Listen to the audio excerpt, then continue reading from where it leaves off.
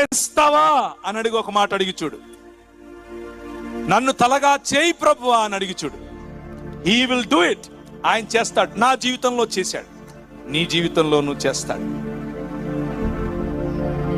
ఆ రాజు నీ రాజు. ఒక్కసారి ఆ రాజుకు నీ జీవితం ఇచ్చి చూడు.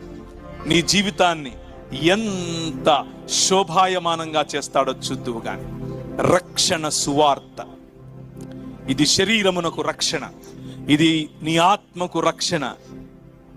శరీరాత్మ మనస్సులు అని పిలువబడినటువంటి సంపూర్ణ మానవునికి ఈ అంధకార సంబంధమైన దురాత్మ సమూహములుగా పిలువబడుతున్నటువంటి ఈ లోక మర్యాద నుండి రక్షణ.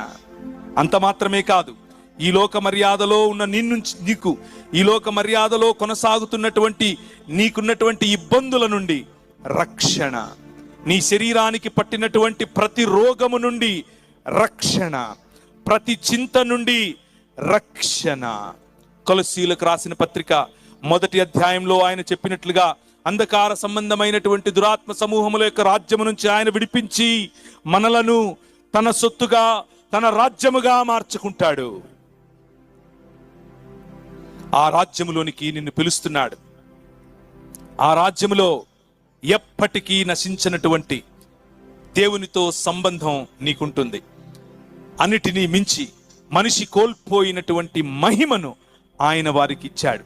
వారి యందు నేనును, నా యందు నీవును ఉండుట వలన వారు సంపూర్ణులుగా చేయబడి ఏకముగా ఉన్నందున నీవు నన్ను పంపితువని, నీవు నన్ను ప్రేమించినట్లే వారిని కూడా ప్రేమించితువని లోకము తెలుసుకున్నట్లు నాకు అనుగ్రహించిన మహిమను వారికి ఇచ్చితిని.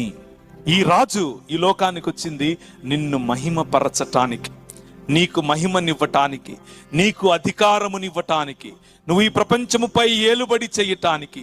ఏలుబడి వైలెన్స్తో కాదు, ఏలుబడి బెదిరింపులతో కాదు, ప్రేమతో. ఈ రాజు నేర్పిస్తున్నటువంటి సింపుల్, చాలా సరళమైనటువంటి సందేశం, నీ సృష్టికర్తయగు దేవునితో సంబంధం, నీ పొరుగువాడితో సంబంధం, నీ పొరుగువాడిని ప్రేమించే జీవితం.